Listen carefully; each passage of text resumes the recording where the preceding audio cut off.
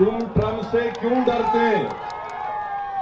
कुछ तो बोलो, कुछ तो बोलो। ट्रम्प बोल रहा है कि हमारे देश के वजीर आजम नरेंद्र मोदी ने उससे कहा, सर प्लीज।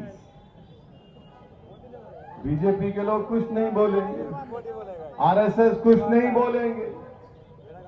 अब तो हद हो गई कि चाइना बोल रहा है कि ऑपरेशन सिंदूर में जो हमारी बहादुर फौज ने पाकिस्तान के उस 9 एयरबेस के परचखे उड़ा दिए, चीन बोल रहा है कि हम रुकाए। और अफसोस इस बात का है कि बीजेपी की सरकार कह रही है कि जिस चीन ने पाकिस्तान जो दहशतगर्दी का अड्डा है, 80% पाकिस्तान का हथियार चीन का है, उस चीन ने पाकिस्तान को अपने J-10 एयरक्राफ्ट दिए। आज हम उसी चीन से कह रहे हैं, welcome to India and invest in India.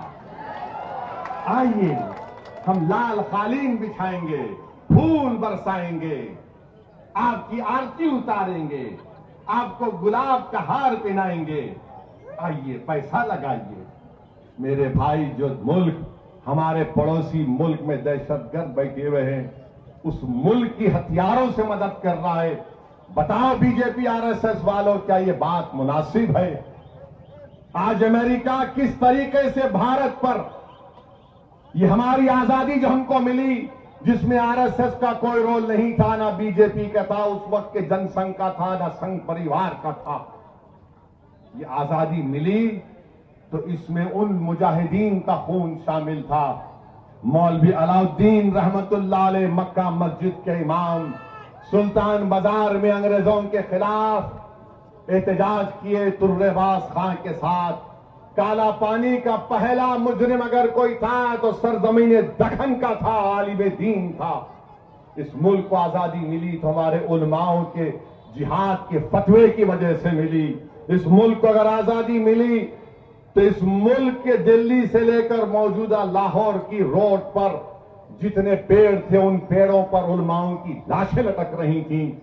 आज अगर तुम आकर हमसे कहोगे कि बताओ ये क्या है, अरे तुम तो अंग्रेजों के तलवे चाट रहे थे, हम अपने सीनों को अंग्रेजों की गोलियों से छन्नी करवा रहे थे। तो मेरे अजीज दोस्तों और बुजुर्गों, 11 तारीख के दिन अपने एक कोड का इस्तेमाल करिए और पतंग के निशान पर बटन दबाकर मजलिस इत्तेहादुल मुस्लिमीन के उम्मीदवारों को कामयाब करिए। यही चंद गुजारिशात मुझे आप तक कहना था।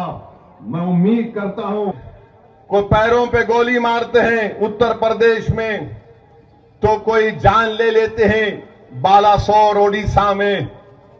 एक बच्चे को जो गाड़ी में जानवर जा रहा है, ये संघ परिवार के लोग रोककर उसको मार के पीट दिए, उसकी जान चले गई। अरे याद रखो, तुम अगर हमको मारते हो या तुम अगर ये समझ रहे हो कि हम मर जाएंगे तो हम कमजोर हो जाएंगे। याद रखो, किसी शायर ने अच्छा कहा था, मौत को समझते हैं गाफिल इख्तिताम जिंदगी। सुनो जालिमों, सुनो जो गाय रक्षक हैं, मगर तुम गाय की रक्षा करने वाले नहीं हो, तुम राक्षस हो। जो समझते हैं कि जो मौत को समझते हैं गाफिल इख्तिताम जिंदगी है, ये शाम जिंदगी सुबह दवा में जिंदगी। अगर आप इस तरह करते रहेंगे, देश कमजोर हो जाएगा, देश कमजोर हो जाएगा। अगर आप ये समझ रहे हैं कि आदिवासियों को, मुस्लिम अकलियत को, ईसाइयों को, ओडिशा में एक ईसाई पादरी को मजमा मारता है हुजूम, उसके मुंह में गंदगी डाल दी जाती है, क्या इसलिए हमने इस देश को अंग्रेजों से आजाद करवाया था कि अकलियतों से इस तरह, आदिवासियों से, मुसलमानों से इस तरह का बर्ताव किया जाएगा? याद रखिए, जिसके पास नुमाइंदे होंगे, कोई लड़ने वाला होगा, कोई बोलने वाला होगा, कोई सवाल उठाने वाला होगा। तो मेरी आप तमाम से अपील है कि ये इलेक्शन सिर्फ नलगोंडे के म्युनिसिपैलिटी का जरूर है, मगर आपको अपनी सियासी क़यादत को भी मजबूत करना है। लोग आएंगे और चले जाएंगे, लोग बहुत सी कोशिशें करेंगे। मुझे अंदाजा इस बात का कि बरसर इख्तिदार में जो रहते हैं वो अपने आप को अरबाब मुजाज समझते हैं, मगर इस जमहूरियत में अगर किसी के पास ताकत होती है तो अवाम के पास उसकी वोट की ताकत होती है। तो मेरी आपसे अपील है कि 11 तारीख के दिन अपने जाकर महल्लों में घुस कर चौराहों पर खड़े होकर हमको बताना है, अरे इनको वोट डाले तो ऐसा हो जाता, इनको वोट डाले तो वैसा हो जाता।